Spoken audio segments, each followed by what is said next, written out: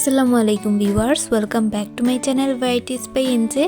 আশা করছি আপনারা সবাই খুবই ভালো আছেন।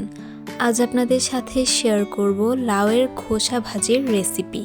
তো চলুন কথা না বাড়িয়ে দেখে নেওয়া যাক কিভাবে তৈরি করতে হয়।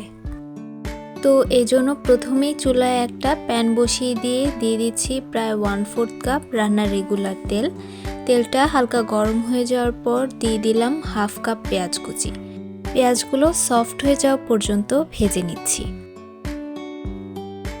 দিয়ে দিলাম ফালি করে নেওয়া 3-4টা কাঁচামরিচ। আরও 2-3 মিনিট নেড়েচেড়ে ভেজে নিচ্ছি। এখন দিয়ে দিচ্ছি ধুয়ে একদম কুচি করে নেওয়া আলু।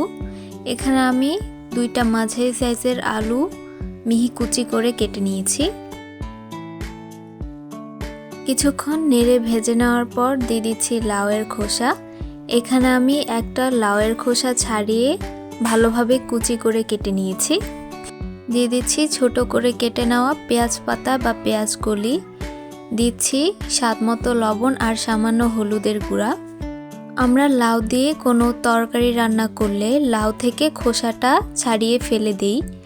যদি লাউটা কচি হয় সেক্ষেত্রে খোসাটা ফেলে না দিয়ে এভাবে ভাজি করে খেয়ে দেখতে পারেন। আশা করছি আপনাদেরও অনেক ভালো লাগবে। প্রায় 12 থেকে 15 মিনিট ভেজে নেওয়ার পর দিয়ে দিলাম কিছু ধনিয়া পাতা কুচি।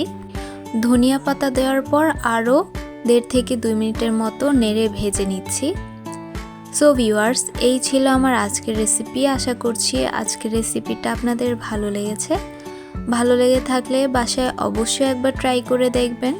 আমার চ্যানেলে নিউ হয়ে থাকলে সাবস্ক্রাইব করে প্লিজ আমাকে সাপোর্ট করবেন। ভিডিওটাতে একটা লাইক দিয়ে দিবেন আর আপনার মূল্যবান মতামত কমেন্ট সেকশনে জানাতে ভুলবেন না। আজকের মতো এখানেই বিদায় নিচ্ছি। সে পর্যন্ত সবাই ভালো থাকবেন, সুস্থ থাকবেন। আল্লাহ হাফেজ।